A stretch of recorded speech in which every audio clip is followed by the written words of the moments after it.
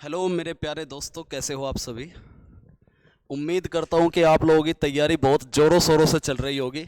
एक उमंग आप लोगों के अंदर होगा, एक जोश आप लोगों के अंदर होगा। और जब जिद हो जाती है ना जीतने की, तो किस्मत भी अपने रास्ते अपने आप ही मोड़ देती है आपकी।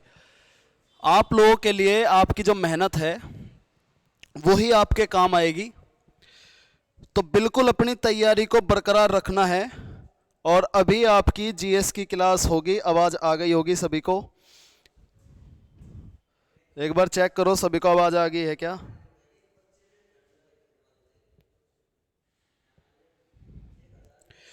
चलो जी, तो क्लास शुरू करते हैं अपनी नेक्स्ट।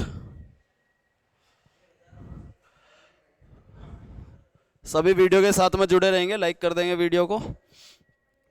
और आज एक नया सेशन, नई क्लास होने वाली है।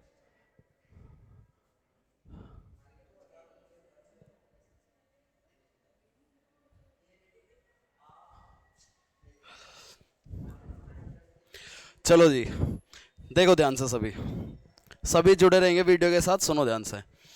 आज की जो हमारी क्लास है, टॉपिक वाइज प्रैक्टिस सेट चल रहा है हमारा जो है इस क्लास में, सभी को पता है।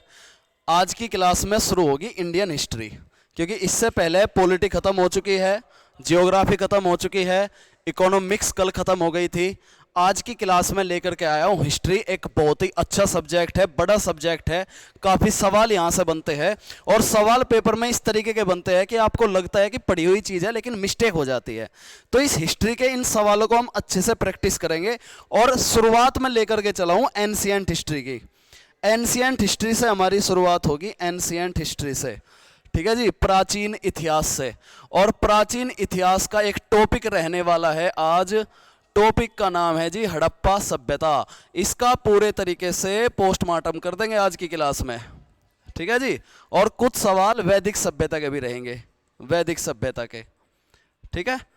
तो क्वेश्चंस के माध्यम से आपको क्लियर हो जाएगी चीज़ें। और थ्योरी भी मैं साथ के साथ, आप जानते ही हो कि क्वेश्चंस कराते वक्त मैं थ्योरी भी कराता हूँ आप लोगों को, थ्योरी भी क्लियर हो जाएगी।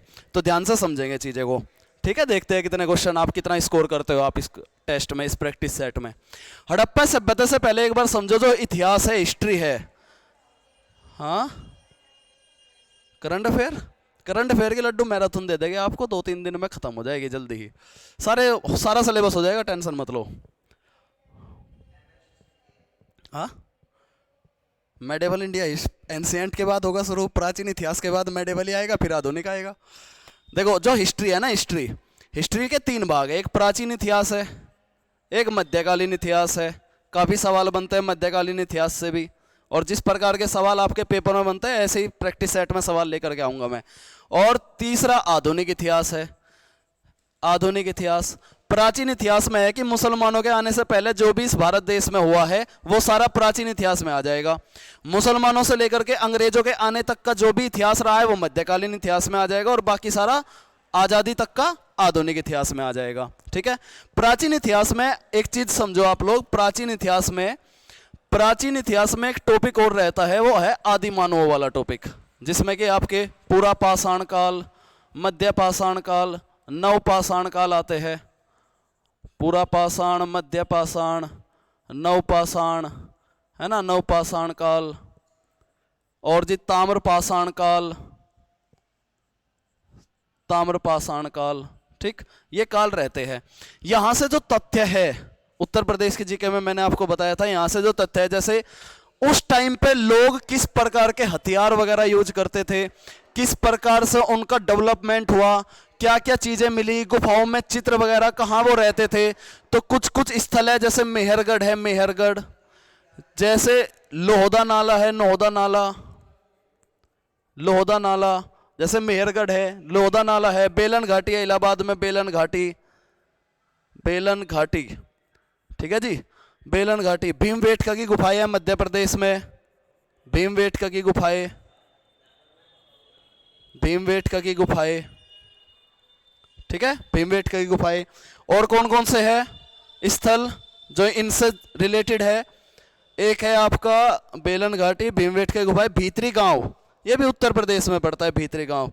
तो इन स्थलों से स्थलों से या तो चित्र मिले हैं उस समय के, या हथियार मिले हैं पत्थरों से यूज हुए। ठीक है, यहां से आपके कम ही सवाल देखने को मिलते हैं आपके पेपर में, लेकिन फिर भी मैंने आपको ये बता दी जगह, हड़प्पा सभ्यता और उसके बाद वैदिक सभ्यता, यहां से इंपॉर्टेंट सवाल आपके पेपर में बनते हैं। हड़प्पा सभ्यता कैसे सवाल बनते हैं हड़प्पा सभ्यता के? सबसे पहले तो पूछा जाता है कि जो हड़प्पा सभ्यता रही है वो उसका जो टाइम पीरियड है, टाइम पीरियड, इसका टाइम पीरियड या फिर स्थल वगैरह, इसके कौन से स्थल कहां पड़ेंगे। ठीक, ये अक्सर ऐसे सवाल पूछ ले जाते हैं जिनको हम क्वेश्चंस के माध्यम से करेंगे। ठीक है, चलो पहला सवाल देखो जी। अब ये रहा पहला सवाल आप लोगों के सामने। पहला सवाल क्या कहता है, देखते हैं कितने बच्चों का स्कोर अच्छा आता है। हड़प्पा सभ्यता का सर्वाधिक मान्यता प्राप्त टाइम पीरियड क्या है? क्या ये 2800 ईसा पूर्व से 2000 ईसा पूर्व? ईसा पूर्व जानते हो सभी, बीसी, बिफोर क्रिस्ट। ठीक है ना, मान लो यहां से ईसवी शुरू होती है इसके बाद से, तो इससे पहले जो सन थी, उससे पहले जो इतिहास में हुआ उसको हम ईसा पूर्व से डिनोट करते हैं, बीसी से डिनोट करते हैं, बिफोर क्रिस्ट। तो क्या इसका टाइम पीरियड 2800 से 2000 ईसा पूर्व, या 2500 से 1750 ईसा पूर्व, या 3500 से 1800 ईसा पूर्व, या फिर कोई निश्चित नहीं हो सका है? क्या आपका कमेंट रहने वाला है, बताओ।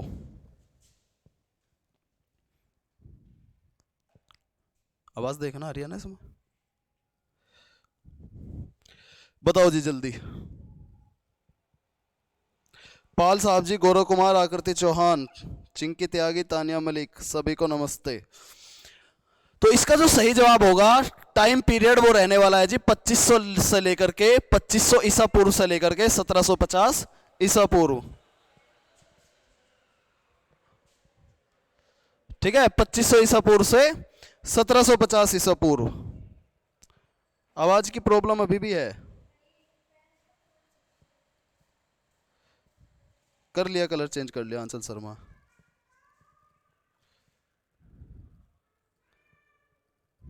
समय और शिक्षा का सही उपयोग ही व्यक्ति को सफल बना देता है, न कभी भागे और ना ही कभी रुके, बस हमेशा चलते रहे। दीपक दांगी, बहुत अच्छी लाइन आपने कही है, बहुत बढ़िया। तो देखो ध्यान से, हड़प्पा सभ्यता का जो टाइम पीरियड माना जाता है, माना जाता है जी 2500 ईसा पूर्व से 1750 ईसा पूर्व के बीच में। और चूंकि ये सभ्यता इंडस रिवर यानी कि सिंधु नदी के आसपास देखी जाती है, सिंधु नदी के, तो इसीलिए इस सभ्यता का दूसरा नाम सिंधु घाटी सभ्यता भी है। सिंधु घाटी सभ्यता, इसको दूसरा नाम हम सिंधु घाटी सभ्यता के नाम से भी जानते हैं। ठीक है, चलो आगे बढ़ो। अगला सवाल देखो, सिंधु घाटी की सभ्यता कहां तक विस्तृत थी, कहां तक फैली हुई थी? कहां तक फैली हुई थी? आप सभी जानते हो जो सिंधु घाटी सभ्यता का विस्तार है वो, देखो ध्यान से, अगर मैं उत्तर की बात करूं, हालांकि मैंने ये सवाल भी बना रखा है, जम्मू कश्मीर के मांडा तक है उत्तर में। ठीक है, दक्षिण में महाराष्ट्र के दायमाबाद तक है, पश्चिम में कहां तक है? पश्चिम में अफगानिस्तान तक है, सुतकेंगडोर, और पूर्व में मेरठ के आलमगीरपुर तक इसका विस्तार है। और बहुत सारे स्थल इसके लिए खोद लिए गए हैं, बहुत, लगभग 96 से ज्यादा, 96 प्लस स्थल, लेकिन आपको सारे याद नहीं रखने, आपको कुछ इंपोर्टेंट से याद रखने हैं। जैसे हरियाणा से कौन सा स्थल मिला है, राजस्थान से कौन सा मिला है, गुजरात से कौन सा मिला है, ये अक्सर सवाल आपसे बनते हैं आपके पेपर में। तो इसका विस्तार कहां से कहां तक रहा, समझो ध्यान से। पंजाब, राजस्थान, गुजरात, उत्तर प्रदेश, हरियाणा में भी मिले हैं, सिंध और बलूचिस्तान, ये तो पाकिस्तान वाला क्षेत्र हो गया, यहां से भी मिले हैं। हरियाणा से आप जानते हो राखी गढ़ी, उत्तर प्रदेश से आलमगीरपुर, गुजरात से जो है लोथल, राजस्थान से कालीबंगा, और पंजाब से रोपड़। तो ये सारे स्थल मिले हैं। तो कौन सा ऑप्शन सही रहेगा? डी ऑप्शन इसका सही रहेगा। बताओ, क्लियर है सभी को? राखी गढ़ी हरियाणा में है भाई, हरियाणा, राखी गढ़ी हरियाणा में है। आगे देखो अगला सवाल, सिंधु घाटी की सभ्यता में घोड़े के अवशेष। अब देखो ऐसे सवाल भी बन जाते हैं पेपर में कि स्थल तो आपने पढ़ लिए, कालीबंगा राजस्थान से है, रोपड़ पंजाब से है, तो वहां से सबूत क्या मिले, कैसे अवशेष मिले? तो घोड़े के अवशेष कहां से मिले हैं? क्या सुरकोटड़ा से, या बनावली होगा, ये बनावली, बनावली लिख दिया है, बनावली, लोथल, कालीबंगा। बताओ घोड़े के अवशेष कहां से मिले हैं? कौन सा ऑप्शन सही है? कुछ बच्चे सी बता रहे, कुछ डी बता रहे। इसका जो सही जवाब होगा वो होगा सी। ध्यान दो, जो लोथल है ना, लोथल लोथल गुजरात, लोथल पड़ता है जी गुजरात में, ठीक है। और गुजरात में ये लोग करते क्या थे, सिंधु घाटी के लोग क्या करते थे अपनी अर्थव्यवस्था को बनाए रखने के लिए, व्यापार करते थे। व्यापार, व्यापार किस में जाता होगा, रथ में जाता होगा। याद करने का तरीका है, रथ में जाता होगा। तो रथ के जो घोड़े हैं, व्यापार करने के बाद वो समुद्र के रास्ते से दूसरे देशों में, दूसरी सभ्यताओं में अपने सामान पहुंचाते थे, सिंधु घाटी सभ्यता के लोग, है ना। तो समुद्र तक तो घोड़े पे ही आया होगा ना, समुद्र तक तो सामान रथ में आया होगा। और जब रथ में आया होगा तभी वो बेचारा मर गया होगा वहां पे, तो वहीं स्थल मिल गए, कहाँ, गुजरात में मिल गए। गुजरात से फिर समुद्र के रास्ते वो चले गए दूसरी जगह पर, ठीक है ना। तो लोथल गुजरात में है, और घोड़े के अवशेष भी कहाँ मिलेंगे, लोथल गुजरात में मिलेंगे। क्लियर है सभी को। अगला सवाल, अगला सवाल, नीसू तोमर नमस्ते जी। सिंधु घाटी स्थल कालीबंगन किस प्रदेश में है, बताओ। अभी बताया मैंने तुम्हें, जिसने ध्यान से सुना होगा जवाब दे सकता है। कालीबंगन किस प्रदेश में है, कालीबंगन, सिंधु घाटी स्थल कालीबंगन किस देश में है। अभी तक आप लोगों की मैराथन क्लास के जरिए पॉलिटी बिल्कुल खत्म हो चुकी, topic wise, with theory with question, ठीक है। आपकी जियोग्राफी खत्म हो चुकी, तीनों प्रकार की, फिजिकल जियोग्राफी, वर्ल्ड जियोग्राफी और इंडियन जियोग्राफी, ठीक है, थ्योरी प्लस क्वेश्चंस। कल की क्लास में इकोनॉमिक्स की क्लास हो गई थी पूरी।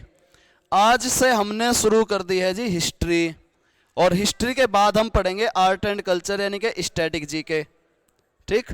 और उसके बाद मैं तुम्हें करंट अफेयर कराऊंगा पूरी 1 साल की। काफ़ी टाइम है, कोई दिक्कत वाली बात नहीं है, जीएस आराम से हो जाएगा आपका, ठीक है। स्ट्रेटेजी मैंने आपको बताई थी। अब जो 15 दिन है आपके पास, 15 दिन, 1 महीना बचा था, 15 प्लस 15 दिन, 15 दिन में तोड़ा था। इन 15 दिन में आपको क्या करना है, इन 15 दिन में आपको स्ट्रेटेजी अपनानी है, PYQs पे काम करना है, ठीक है जी, और अपने मॉक टेस्ट पे काम करना है। और जो ये 15 दिन है लास्ट के 1 फरवरी से, इसमें क्या करना है, इसमें रिवीजन करना है और अपने मॉक टेस्ट का एनालिसिस करना है, टेस्ट एनालिसिस करना है। ये स्ट्रेटेजी मैंने आपको बताई थी, तो इस पे फॉलो करना। कालीबंगन कहां पड़ेगा, कालीबंगन ए ऑप्शन सही रहेगा, राजस्थान में पड़ेगा जी, राजस्थान में। बताओ क्लियर है सभी को, कालीबंगन राजस्थान। आगे आओ, अगला सवाल देखो। हड़प्पा सभ्यता किस युग की थी, किस युग की थी हड़प्पा सभ्यता। क्या कि ये कांस्य युगीन सभ्यता थी, या नवपाषाण युगीन सभ्यता थी, या पुरा पाषाण, या फिर लोह युग। तो ध्यान देंगे सभी, हड़प्पा सभ्यता वालों ने जो धातु का यूज किया था वो कांस्य यूज किया था, कांस्य, ठीक है, इसलिए इसको कांस्य युगीन सभ्यता भी बोलते हैं, कांस्य युगीन सभ्यता। ए ऑप्शन सही रहेगा। नवपाषाण के बाद आया ताम्र पाषाण, फिर कांस्य, ठीक है। पूरा पाषाण तो बहुत पहले हो गया, और लोहे का ज्ञान तो इनको था ही नहीं। लोहे का ज्ञान किनको होता है, लोहे का ज्ञान होता है वैदिक वालों को, वैदिक लोगों को, आर्यों को होता है, वैदिक लोगों को, ठीक है। क्लियर है बात, बहुत बढ़िया। अगले सवाल पे आओ, देखो। सिंधु घाटी सभ्यता के लोगों का मुख्य व्यवसाय क्या था, क्या था मुख्य व्यवसाय, मेन इकोनॉमी क्या थी, बताओ।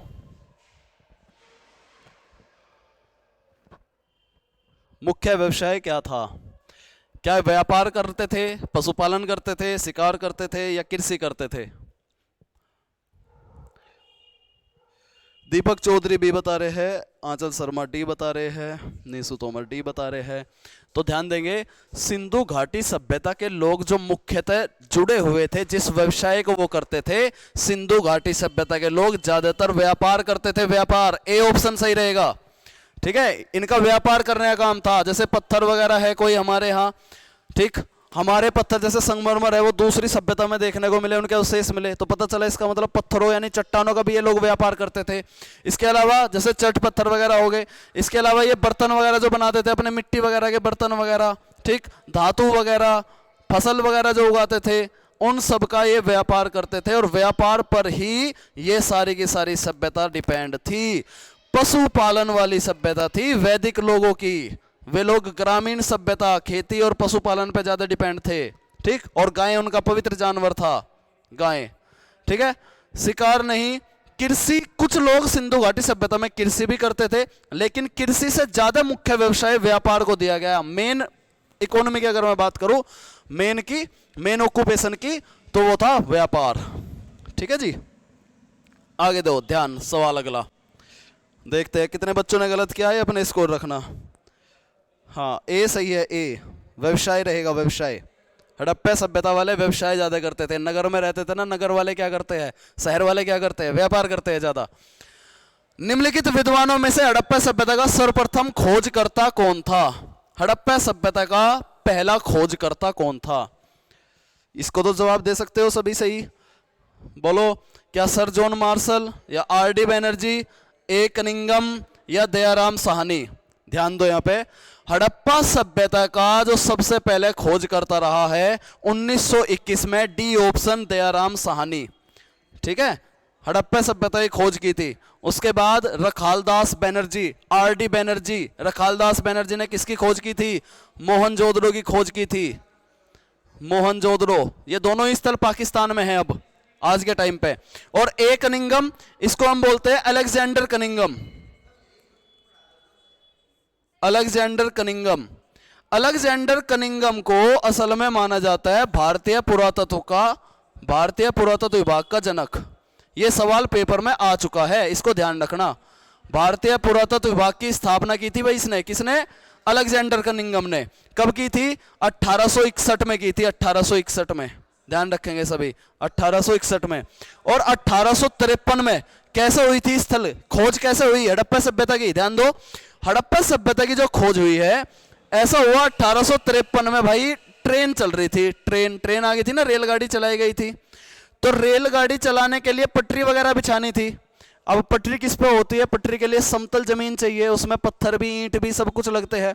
तो आसपास के लोग जब खुदाई हुई तो वहीं से ईंट लाए उठा करके और इस रेलगाड़ी में लगाना शुरू कर दिया। उन्होंने माना भगवान का चमत्कार हो गया। ठीक है, ये तो चमत्कार हो गया कि हमें ईंट मिल गई, कहीं जाना ही नहीं पड़ा मजदूरों को। और वहीं से कुछ लोगों ने ईंट चुराई और अपने मकानों में लगा दी। ठीक, चमत्कार समझ के। लेकिन जब इसकी सूचना किसने दी थी? बार्टन बंधु ने, बार्टन बंधु ने। बार्टन बंधु उस टाइम ये अंग्रेज लोग थे। बार्टन बंधु, बंधु मतलब भाई, दो भाई थे बार्टन बंधु। इन्होंने देखा कि ये ईंटें आ कहां से रही, ऐसा तो नहीं हो सकता कि कोई चमत्कार से ईंट बना दे। चमत्कार कोई करते, क्योंकि अंग्रेज लोग चमत्कार पे कम विश्वास करते थे। तो बार्टन बंधु ने क्या किया, इसकी सूचना दे दी अलेक्जेंडर कनिंगम को, सरकार को दी। और फिर सरकार ने विभाग बनाया, भारतीय पुरातत्व विभाग। ठीक है, भारतीय पुरातत्व विभाग, जिसका भविष्य में जाकर के कर्जन जो है, लॉर्ड कर्जन 1902 में इस भारतीय पुरातत्व विभाग के क्या बनते हैं? इस पुरातत्व विभाग के बनते हैं महानिदेशक। सभी शब्दों को ध्यान से सुनना, कंफ्यूज मत होना। लॉर्ड कर्जन 1902 में इस भारतीय पुरातत्व विभाग के बनते हैं महानिदेशक। लेकिन सबसे पहले 1861 में अलेक्जेंडर कनिंगम ने भारतीय पुरातत्व विभाग की स्थापना कर दी थी। बार्टन बंधु वो थे जिन्होंने सूचना दी थी सबसे पहले सरकार को कि ईंटें मिल रही है, कहीं से पता करो क्या है। इन्होंने खुदाई करवाई और इस महानिदेशक के अंडर में 1921 में पहली बार दयाराम साहनी ने खुदाई की और हड़प्पा सभ्यता की खोज की। दयाराम साहनी ने, ठीक है, दयाराम साहनी ने हड़प्पा सभ्यता की। बोलो, क्लियर है सभी को? कलर साफ नहीं दिख रहा है, अच्छा कलर तो वाइट ही ले रखा है भाई, चलो येलो ले लेता हूं।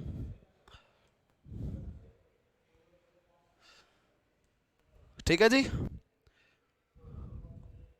हाँ, बंगाल विभाजन भी किया था लॉर्ड कर्जन ने, लेकिन बंगाल विभाजन से पहले उसने पुरातत्व विभाग का जो है महानिदेशक बना दिया गया था उसको। ध्यान रखना बात।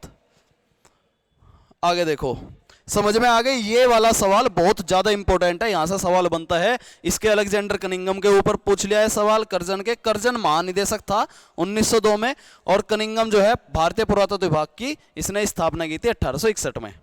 उम्मीद करता हूं सभी को क्लियर हो गया होगा। आगे देखो, पैमानों की खोज ने यह सिद्ध कर दिया कि सिंधु घाटी के लोग भी माप और तोल से परिचित थे। अब भाई पैमाने मिले थे, पैमाने मतलब बाट तराजू, जहीं से वो तोलते थे चीजों को। उससे ये पता चला कि सिंधु घाटी के लोग भी माप करते थे। अब जाहिर सी बात है, व्यापार अगर कर रहे हैं तो व्यापार कैसे होगा? कितना सामान देना, उसका बाट, उसका माप, उसका तोल तो रखेंगे ही। व्यापारी वर्ग हमेशा रखता है, हर दुकान में आपको बाट माप तोल वाली चीजें जरूर मिलेगी। तो इसकी खोज हुई कहां पर, कहां पर सबूत मिले इसके? आर्यन राठी, चिंगी त्यागी, अक्षय तोमर, गोविंद राठी जी। करो जी कमेंट। क्या कालीबंगन, क्या हड़प्पा, चहुंदड़ो, चहुंदड़ी लिख रखा है, चहुंदड़ो है ये।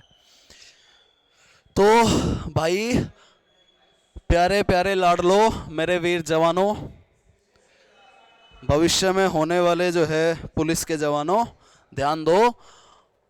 सिंधु घाटी के लोग माप और तोल से परिचित थे, और मैंने आपको बताया व्यापार का जो आखिरी सामान जाता था वो गुजरात में जाता था।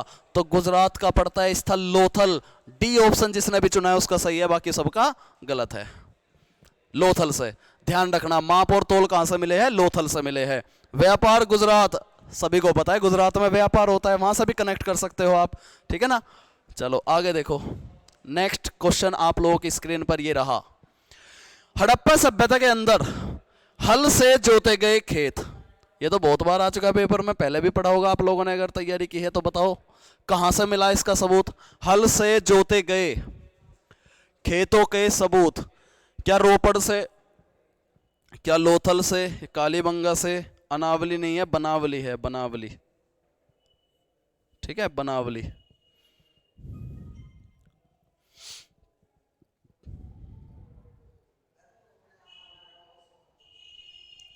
तो इसका जो सही जवाब रहेगा, आज बच्चे एंगेज कम हो रहे हैं, कमेंट कम आ रहे हैं, तो इसका जो सही जवाब रहेगा हल से जोते गए खेत, वो मिले हैं जी कहां से? कालीबंगा से। सी ऑप्शन सही रहेगा, राजस्थान, यहां से मिले हैं हल से जोते गए खेत। यानी कि हल भी मिला है, इसका मतलब कृषि करते थे, लेकिन मुख्य व्यवसाय व्यापार था। कृषि करते थे, और कृषि कैसे करते थे? हल से करते थे। हल कौन चलाता था? हल बैल चलाता था। तो बैल मुख्य पशु माना गया हड़प्पा सभ्यता का, मुख्य पशु।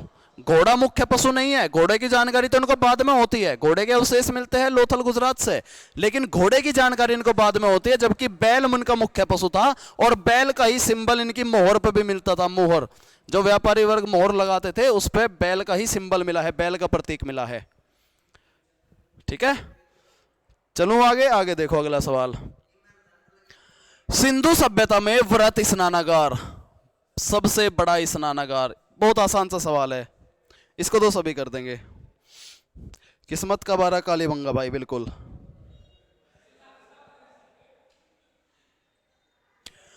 सिंधु सभ्यता में वृहत स्नानागार पाया गया है, ये तो सभी को पता है, इसका सभी को पता है जवाब, मोहनजोदड़ो से मिला है वृहत स्नानागार, ठीक है, मोहनजोदड़ो से मिला है वृहत स्नानागार।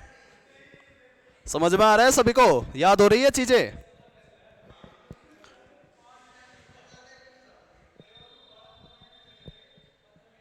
वृहत स्नानागार। तो सिंधु घाटी सभ्यता में वृहत स्नानागार कहां से मिला है? मोहनजोदड़ो से मिला है, यहीं से मिला है। एक अन्नागार भी मिला है, अन्नागार। और यहां यह बताया गया कि जो ये वृहत स्नानागार है, वैसे तो इनके पूजा पाठ के लिए कोई मंदिर वगैरह नहीं मिलते, मंदिर तो बहुत बाद में जाकर के आते हैं। सिंधु घाटी सभ्यता में कोई मंदिर नहीं, लेकिन पूजा पाठ करते थे। किसकी पूजा पाठ करते थे? शुरुआत होती है प्रकृति की, प्रकृति की पूजा पाठ से शुरुआत होती है। तो कहा यह गया कि जो वृहत स्नानागार मिला, इसमें किसी पर्व पे, किसी त्योहार पर इस वृहत स्नानागार में सभी लोग स्नान करते थे और उसके बाद पूजा पाठ करते थे, ठीक है, प्रकृति की पूजा पाठ करते थे, ठीक। और इसी मोहनजोदड़ो से मिली है एक नटराज की मूर्ति, ठीक है जी, ध्यान रखेंगे सभी। हड़प्पा, ये दोनों के दोनों स्थल अभी पाकिस्तान में है। लोथल कहां है? लोथल गुजरात में है, जहां से माप तोल और जो है घोड़े के अवशेष मिले हैं। और कालीबंगा राजस्थान में है, जहां से जोते हुए हल के अवशेष मिले हैं। The next question is here, निम्नलिखित में से कौन सा हड़प्पाकालीन स्थल गुजरात में था? अरे आराम से बता दोगे, बहुत आसान सवाल है। कालीबंगा ये राजस्थान हो गया जी, रोपड़ पंजाब हो गया, बनावली हरियाणा हो गया, और लोथल गुजरात हो गया। तो डी ऑप्शन है, डी ऑप्शन है। बहुत बढ़िया, बहुत अच्छे, बहुत बढ़िया, सभी का देखा। क्लास लेके रहोगे तो आखिर तक जब चले जाओगे, सवाल के आखिरी सवाल तक, क्लास के आखिरी सवाल तक, तो आपको बहुत सारी चीजें याद हो चुकी होगी, एक टॉपिक आपका क्लियर हो चुका होगा। आगे देखो 12वां सवाल। सैंधव स्थल, सैंधव मतलब सिंधु घाटी है। सैंधव स्थल के उत्खनन से प्राप्त मोहरों पर निम्नलिखित में से किस पशु का सर्वाधिक उत्कीर्णन हुआ है? मोहरों पर किस पशु को, बताओ।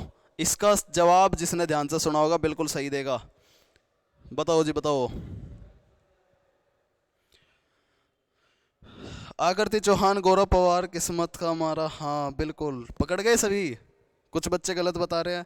मोहरों पर सबसे ज्यादा अभी बताया मैंने बैल का, बैल का हुआ है, सबसे ज्यादा पूछा है उसने बैल का, बैल का प्रयोग हुआ है, बैल का हुआ है। आगे देखो नेक्स्ट क्वेश्चन। अब देखो, अब आपने स्थल याद कर लिए, तो इसीलिए बीच में हर क्लास में मैं आपके ये मैचिंग करने वाले सवाल में जरूर लेकर के आता हूं, जिससे आपका फोकस बना रहे और एक ही सवाल से 3-4 सवाल हो जाए। तो मैचिंग में क्या बोल रहा है ये, सूची 1 को सूची 2 से मिलाइए। सूची एक में क्या दे रखा है, सिंधु घाटी सभ्यता की उत्तरी सीमा, दक्षिणी सीमा मतलब कहां से कहां तक है, और सूची 2 में उनका स्थल पूछा है। अब देखो ध्यान दो, क्या बताया था मैंने तुम्हें, ये प्लस का निशान बना लो। उत्तर की दिशा यहाँ सबसे उत्तरी स्थल मांडा जम्मू कश्मीर में पड़ेगा।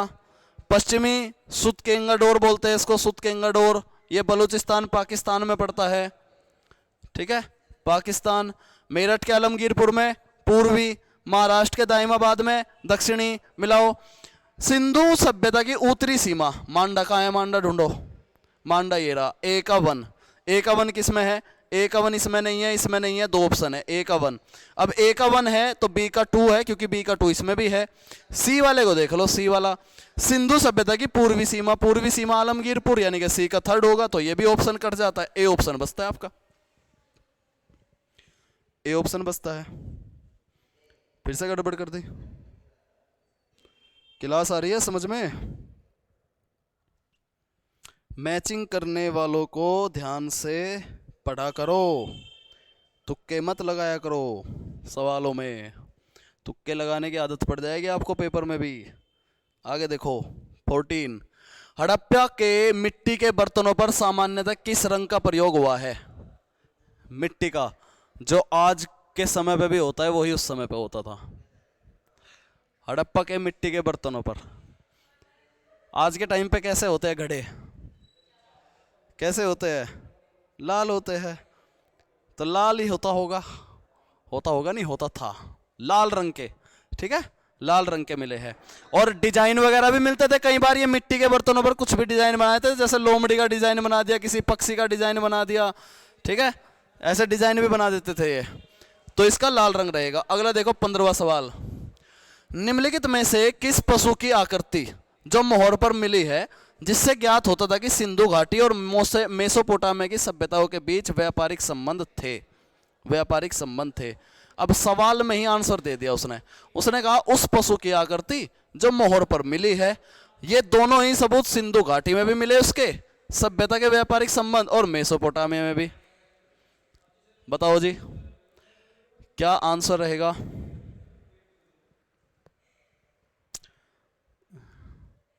हाँ बैल, बैल पे विशेष फोकस था इस सभ्यता का, बैल, ठीक है, गधा मत लगा देना। आगे देखो 16वां सवाल, फिर से मैचिंग आ गई है 16वें सवाल की, 16वें सवाल की मैचिंग। क्या पूछा है? प्राचीन स्थल, उनके अवशेष। इंपॉर्टेंट सवाल है, वेरी वेरी इंपॉर्टेंट सवाल है। प्राचीन स्थल, कौन से स्थल से कौन से सबूत मिले हैं, कौन से अवशेष मिले हैं, इंपॉर्टेंट सवाल है भाई।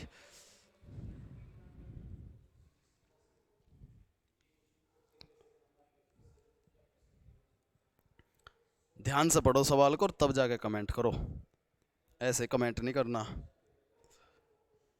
ठीक है। मोहित कश्यप, एक बार आप बी बता रहे हो, एक बार सी बता रहे हो, बताओ।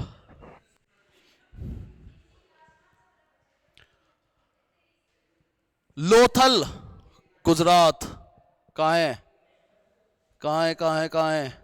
अच्छा ये पूछा है कि वो क्या मिला है।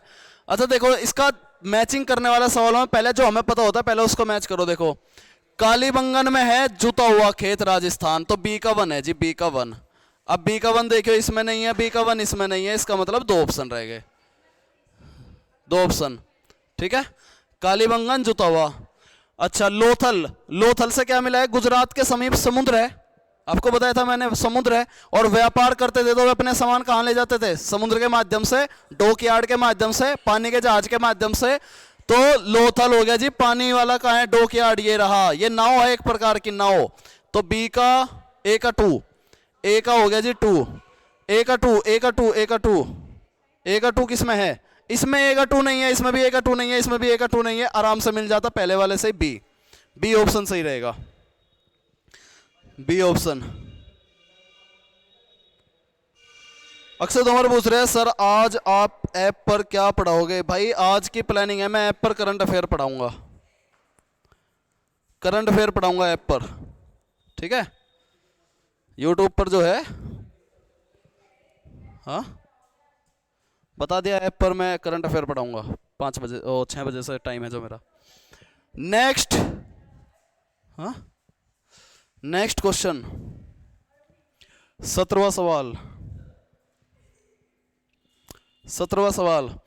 अफगानिस्तान स्थित सिंधु सभ्यता के स्थल, अफगानिस्तान स्थित सिंधु सभ्यता के स्थल। आपकी एप्लीकेशन पे कितने बच्चे हैं इसमें जो एप्लीकेशन पे क्लास देखते हैं?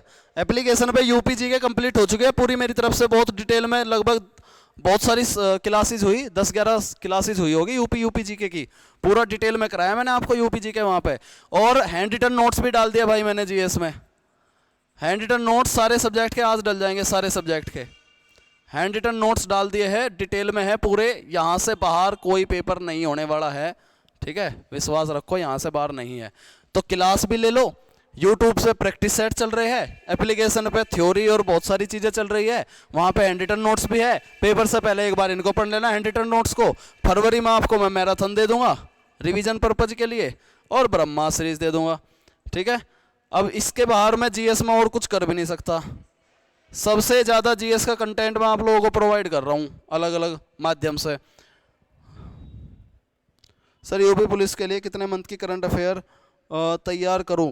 भाई 1 साल की करनी है, 1 साल की, टॉपिक वाइज मैं आपको 1 साल की तैयार करा दूंगा, ठीक है। सारे इंडेक्स, सारे बुक्स जो पेपर में हो रहे हैं, ठीक, पूछे गए हैं पेपर में, 4-5 सवाल सारे आएंगे, लेकिन 1 साल की करंट अफेयर आपको तैयार करनी पड़ेगी, जनवरी 2023 से लेकर के और जनवरी 24 तक, ये आपको याद करनी है। 6 महीने की से काम नहीं चलेगा, क्योंकि आपको भी पता है पेपर का लेवल टफ कैसे बनाया जाता है। टॉपिक वाइज पढ़ लो, इतना मुश्किल नहीं है, ठीक। इसकी भी करंट अफेयर में डाल दूंगा, हैंड रिटन नोट्स भी डाल दूंगा और पीडीएफ भी डाल दूंगा, कोई मैगजीन की, उस पर क्लास भी ले लूंगा, मैगजीन भी डाल दूंगा। जीएस में किसी बच्चे को अगर कोई प्रॉब्लम है ना, बिल्कुल भाई कमेंट करके पूछ लेना, किसी प्रकार की अगर प्रॉब्लम है, ठीक। सबसे ज़्यादा कंटेंट आपको मैं अपनी तरफ से जीएस का दे रहा हूँ।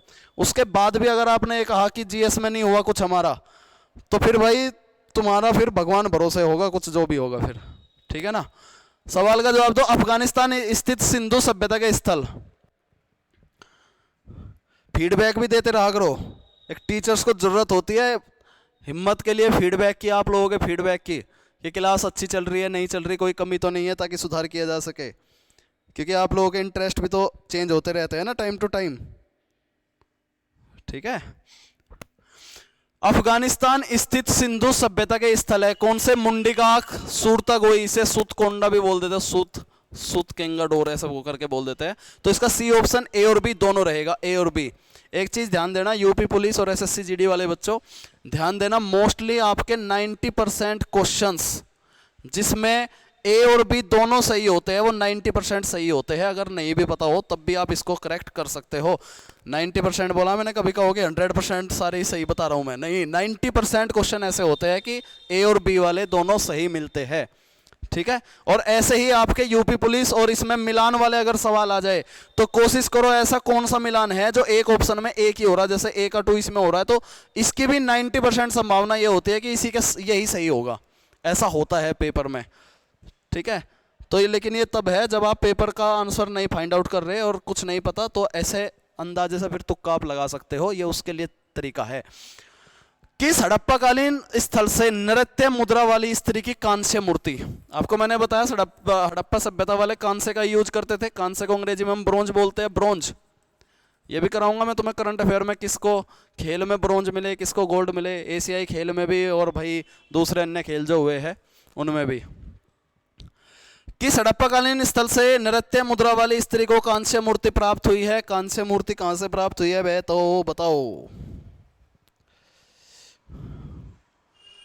गौरव पवार, पहले एनसीएंट पूरी होगी, शायद 2 या 3 दिन लगेगा एनसीएंट में, फिर मेडिवल कराऊंगा, सिस्टमैटिक चलूंगा भाई, टेंशन मतलब पेपर से पहले सब हो जाएगा। जितना तुम्हारा होता जा रहा है उसको पक्का कर लो बस, ठीक है ना, बिल्कुल टेंशन मत लो। जो जो तुम पढ़ रहे हो उसको बस पक्का कर लो, ये मत सोचो कि ये भी पढ़ लूँ, ये भी पढ़ लूँ, ये भी पढ़ लूँ। ज़्यादा टेंशन लेने से परफॉर्मेंस बिगड़ता है और होता कुछ नहीं है। माइंड को टेंशन फ्री होकर पढ़ोगे, थोड़ा बहुत भी पढ़ोगे लेकिन पक्का पढ़ोगे तो आपको लगेगा बहुत कुछ पढ़ लिया है और चीज़ें धीरे धीरे ठीक हो जाएगी। बहुत टाइम है, बहुत, 1 महीना बहुत टाइम है, ठीक है। बस आप लोगों को क्या करना, आप लोगों को अपनी जो आपको पढ़ाया जा रहा है उसमें पक्का करना, उसको क्लैरिटी करनी, उसमें दिक्कत नहीं करनी। जैसे अभी पॉलिटी हो चुकी है, पॉलिटी में सवाल गलत नहीं होने चाहिए। अगर पढ़ने के बाद भी सवाल गलत हो रहे तो फिर कमी आपके अंदर है, इस बात को ध्यान रखना।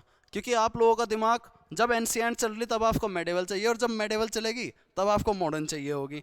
तो ये जो भटकना होता है ना दिमाग का, यही गड़बड़ करवाता है अक्सर। तो इसको, मन को अपना कंट्रोल करना है, जब जो चीज़ चल रही है पहले उसको खाना है, ठीक, बाद में दूसरी चीज देखेंगे। तो नृत्य मुद्रा वाली स्त्री को कांस्य मूर्ति कहां से मिली है जी? मोहनजोदड़ो से। आगे बढ़ो। किस हड़प्पाकालीन स्थल से प्राप्त जार पर, जार होता है बर्तन, जग होता है जैसे, चोंच में मछली दबाए चिड़िया, एक चिड़िया है जो चोंच में मछली दबाई हुई है और पेड़ के नीचे खड़ी लोमड़ी का चित्रांकन मिलता है। बताओ, ऐसे सवाल आपको कहीं किसी यूट्यूब चैनल पर देखने को मिले? कहीं से पढ़ लेना, ऐसे सवाल आते हैं आपके पेपर में, ठीक, ठीक है। और अभी जब मैं रिवीजन मोड में आऊंगा ना तब उसमें दिखाऊंगा, जब मिसलेनियस प्रैक्टिस सेट लेकर के आऊंगा मैं, तब उसमें सारे दिखाऊंगा प्रीवियस ईयर में कैसे सवाल आए पेपर में आपके। लेकिन वो तभी हो पाएगा जब आपने ये चीजें कर ली होगी। अगर यही क्लियर नहीं होगी वहां भी नहीं कर पाएंगे, फिर गड़बड़ हो जाएगी। जार पर चोंच में मछली दबाए चिड़िया और पेड़ के नीचे खड़ी लोमड़ी का चित्रांकन मिलता है। जैसे पंचतंत्र में एक कहानी है, पंचतंत्र लिखी किसने थी? एक बुक वाली वीडियो भी बनाई थी मैंने, विष्णु शर्मा। इतिहास में जितनी भी बुक लिखी गई है उसकी वीडियो बना चुका हूं मैं, उसको ढंग से पढ़ना। तो विष्णु शर्मा ने पंचतंत्र लिखी थी, इसका जो चित्रांकन मिला है वो कहां से मिला है जी? बताओ कहां से मिला है? लोमड़ी पर चित्रांकन ये भी लोथल से मिला है, लोथल से, ध्यान रखेंगे सभी। बहुत बढ़िया, आगे बढ़ो। निम्नलिखित में से कौन सी फसल हड़प्पाकालीन लोगों द्वारा उत्पादित नहीं की जाती थी? अब फसलों पे बात आ जाती है कि कौन कौन सी वे फसल उगाते थे। तो जौ भी उगाते थे भाई, चावल भी उगाते थे भाई, गेहूं भी उगाते थे भाई, लेकिन दालें नहीं उगाते थे। किस प्रकार की फसलें होती है दालें? जायद फसलें होती है, जायद, ऋतु के आधार पर। जौ किस प्रकार की फसल होती है बताओ? रबी या खरीफ? रबी की फसल। चावल कैसी होती है? चावल खरीफ की फसल। और गेहूं कैसी होती है? रबी की फसल होती है, रबी की फसल। तो दालें नहीं उगाते थे वे। पिछला सवाल देखो, सूची 1 को सूची 2 से सुमेलित कीजिए। सूची 1 में दे रखा है हड़प्पीय स्थल और दे रखा है जी दूसरी में स्थिति। बताओ जी,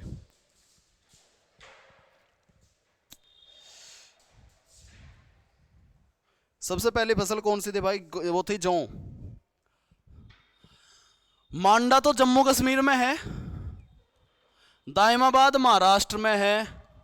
बना लो ए का थर्ड, बी का 4, बस इन दो से देख लो। ए का थर्ड, ए का थर्ड कहाँ है? ए का थर्ड एक ही ऑप्शन में है, सी आंसर मिल गया। ये भी खत्म, ये भी खत्म, ये भी खत्म। बाकी को भी देख लो। कालीबंगा सभी को पता है, राजस्थान, जहां से जुते हुए हल से जोता हुआ खेत मिला है, सबूत, ठीक है। राखीगढ़ी हरियाणा में है, हरियाणा। डी का 2, सी ऑप्शन। बताओ क्लियर है क्या बात? आगे देखो, इनमें से किस प्रकार की फसल का ज्ञान वैदिक काल की बात आती है? वैदिक काल एक बार समझो पहले वैदिक काल के बारे में। हड़प्पा सभ्यता के जो इंपॉर्टेंट टॉपिक है आप लोगों के पेपर के लिए वो मैंने करा दिए। हड़प्पा सभ्यता में सबसे ज़्यादा सवाल यहीं से बनता है कि कौन सा स्थल कौन सी जगह पर है और उस स्थल से किस प्रकार के सबूत मिले हैं, ठीक, और खोज वगैरह किस तरीके से हुई। तो आर.डी. बनर्जी ने जो है मोहनजोदड़ो की थी, हड़प्पा सभ्यता की दयाराम साहनी ने की थी 1921 में, आर.डी. बनर्जी ने 1922 में की थी। इसके अलावा और जितने भी है जैसे चनूद्रो है, राखीगढ़ी है, इनके इतने सवाल आपसे नहीं बनते। ठीक, एक नदी वगैरह पूछ ली जाती है कौन सी नदी पर है, तो वो आपको जो है थ्योरी क्लासेस में भी करवा दूंगा, मैं रिवीजन में करवा दूंगा। ठीक है, अभी हड़प्पा सभ्यता प्रैक्टिस सेट के हिसाब से खत्म हो गई है। वैदिक काल की बात करते हैं। वैदिक काल असल में दो प्रकार का वैदिक काल था। एक वैदिक काल था ऋग्वैदिक काल, इसको अर्ली वैदिक भी बोलते हैं, थ्योरी समझ लो पहले थोड़ी सी। ऋग्वैदिक काल, और फिर था उत्तर वैदिक काल, उत्तर वैदिक। ठीक है, उत्तर वैदिक। जो वैदिक काल है इसका जो टाइम पीरियड है वो है जी 2500 से लेकर के 600 BC ईसा पूर्व, मतलब ईसा पूर्व में तो किसी को कंफ्यूजन नहीं होगा। 2500 से लेकर के 600 ईसा पूर्व, जिसमें से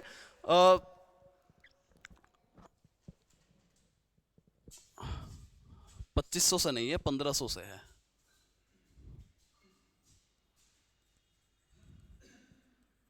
1500 से 600 ईसा पूर्व, जिसमें से 1500 से लेकर के 1000 तक, 1000 BC तक ऋग्वैदिक रहा है, और 1000 से लेकर के 600 BC तक उत्तर वैदिक रहा है।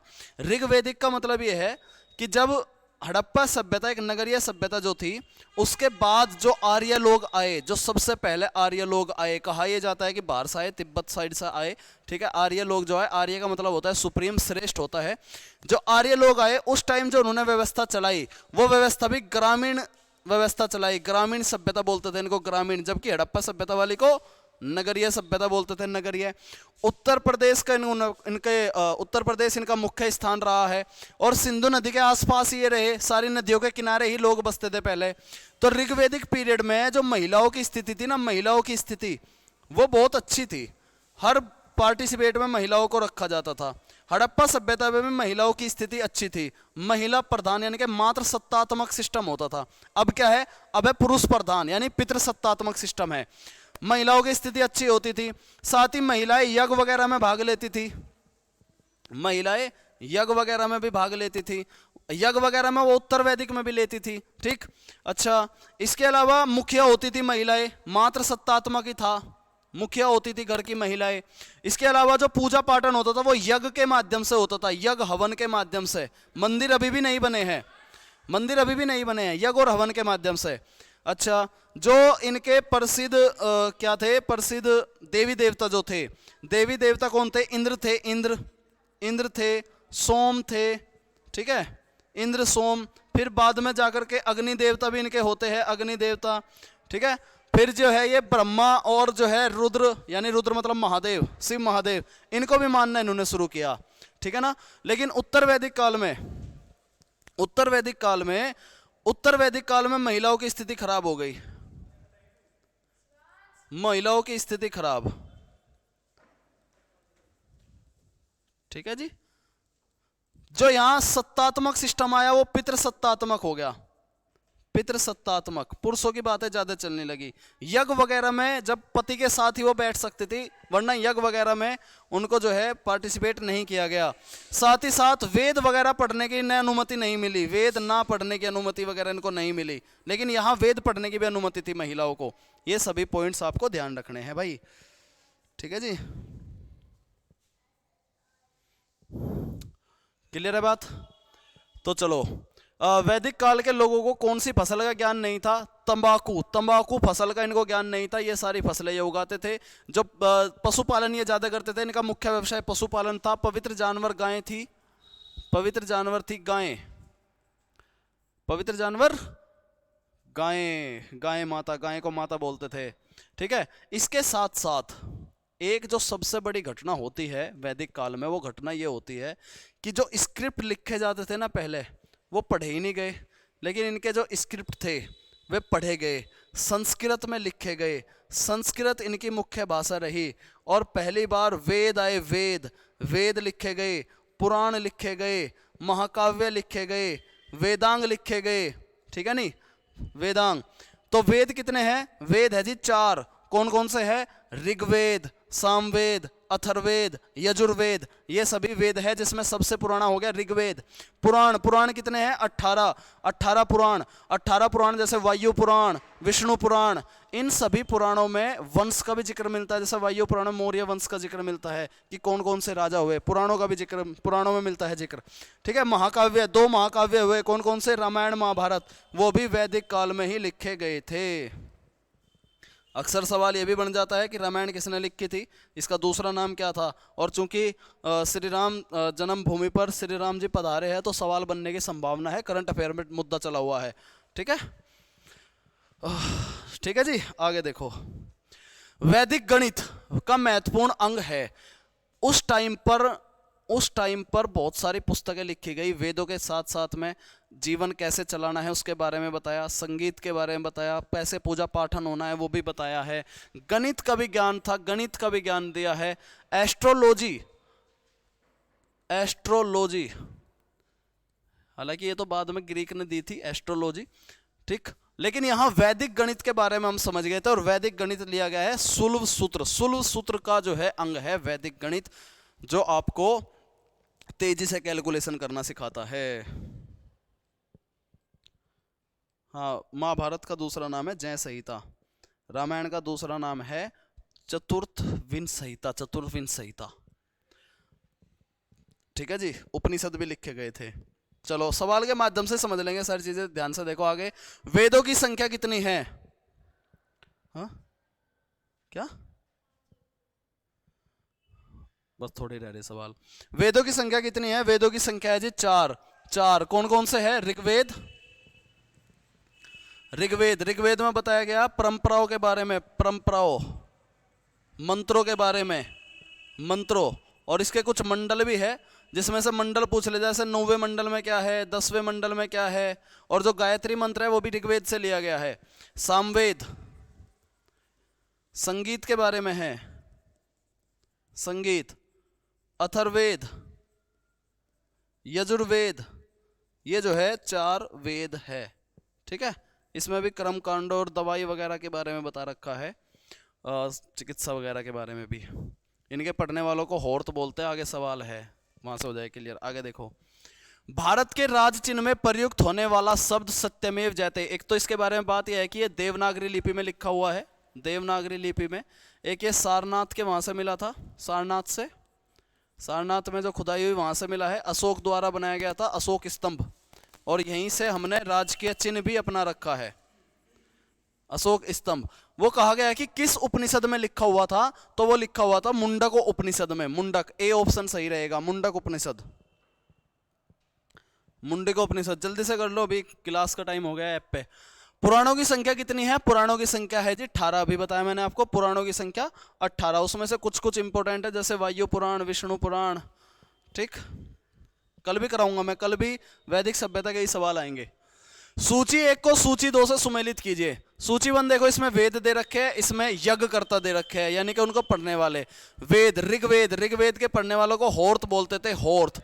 तो ए का 1 है, ए का 1 इसमें भी है, इसमें भी है, इसको हटा दो, इसको हटा दो और इसको हटा दो। ए का 1 इसमें भी है, ए का 1 इसमें भी है। बी का 2 है, बी का 2 यानी कि यजुर्वेद को अधर्व्यू बोलते थे, अधर्व्यू, बी का 2 है। सी को देखो, सामवेद, सामवेद को उदरग्रात बोलते थे, और अथर्ववेद ब्रह्मा। ए ऑप्शन इसका सही रहेगा, ए ऑप्शन। तो ये आपको याद करने हैं। ऋग्वेद के पढ़ने वालों को होर्त बोलते थे, यजुर्वेद को अधर्व्यू बोलते थे, सामवेद को उद्ग्रात। ग्रात को गीता से या गाता से समझ लो, क्योंकि इसमें संगीत का जिक्र है, तो गाता आराम से समझ में आ जाएगा। ठीक, गाता। अथर्ववेद ब्रह्मा। बीमारी का इलाज हो रहा है तो ऐसे लगेगा बीमारी का इलाज होगा, यानी कि ईश्वर ने, ब्रह्मा ने चमत्कार कर दिया। लिंक करोगे आराम से याद होगा। आगे देखो, ऋग्वेद का कौन सा मंडल पूर्णतः सोम को समर्पित है? तो सोम भगवान का ही नाम है ये, सोम। ठीक है, सोम को जो है 9वां मंडल समर्पित है, 9वां मंडल, 9वां मंडल। और 10वां मंडल इसमें पुरुष सूक्त वगैरह, पुरुष के बारे में बता रखा है। कल भी इनके बारे में बताऊंगा मैं डिटेल में। आगे देखो, प्रसिद्ध 10 राजाओं का युद्ध, 10 राज युद्ध किस तट पर लड़ा गया, किस नदी के तट पर? तो ये तो इंपॉर्टेंट सवाल है भाई, वेरी वेरी इंपॉर्टेंट सवाल है, पेपर में आया हुआ सवाल है। प्रसिद्ध 10 राजाओं का युद्ध, 10 राज युद्ध किस तट पर लड़ा गया? ये लड़ा गया है परुषणी नदी पर। परुषणी नदी को आज के टाइम पे हम लोग रावी नदी के नाम से जानते हैं। वैदिक काल में नदियों के भी पुराने नाम थे, ठीक है, ये कल बता दूंगा तुम्हें मैं सारे नाम, ठीक, जैसे व्यास का विपाशा, परुष्णी, रावी, ये सब कल हो जाएंगे। आखिरी सवाल देख लो आज की क्लास का, गायत्री मंत्र ओम भूर्भुवः स्वः तत्सवितुर्वरेण्यं भर्गो देवस्य धीमहि धियो न प्रचोदयात्, जो सूर्य को समर्पित है, वो किस पुस्तक में मिलता है? गायत्री मंत्र।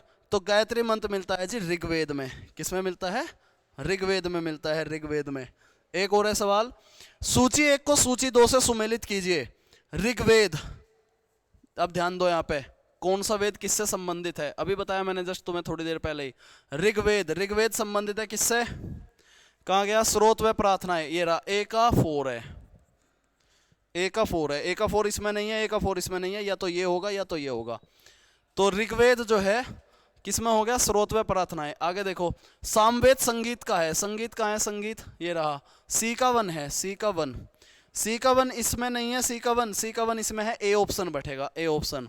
बाकी को भी समझ लो, ऋग्वेद स्रोत व प्रार्थनाओं के बारे में बताया है, सामवेद संगीत के बारे में है, सामवेद में, ठीक है। अच्छा, यजुर्वेद में है कर्म कांडों के बारे में, कर्म कांडों के बारे में, जैसे ये जादू टोटका टोना जो होता है, ठीक है, वो तंत्र मंत्र वशीकरण, फिर उन्हें भगाने के लिए हवन वगैरह, ये सभी जो है कर्म कांडों में है। और अथर्ववेद में तंत्र मंत्र व वशीकरण, ए ऑप्शन सही रहेगा।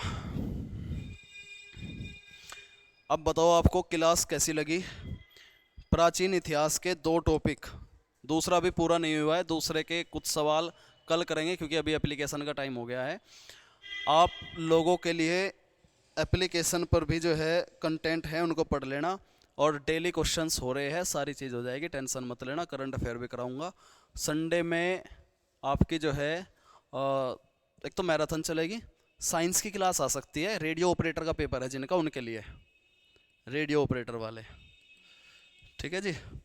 चैनल के साथ में ज़रूर जुड़े रहो और बीच बीच में फीडबैक देते रहो भाई, फीडबैक की ज़रूरत है, ठीक है, फीडबैक की आवश्यकता है। कमेंट किया करो रिकॉर्डिंग वीडियोस पे, ये लाइव चैट भाग जाती है, तो रिकॉर्डिंग पे करोगे उसमें अच्छा फीडबैक रहेगा। रिकॉर्डिंग वाली जो वीडियो यानी कि क्लास खत्म होने के बाद जो वीडियो रहेगी, उस पर रिकॉर्डिंग में भी लिखा करो आप लोग फीडबैक। तो बहुत बहुत धन्यवाद, थैंक यू, जय हिंद, जय भारत।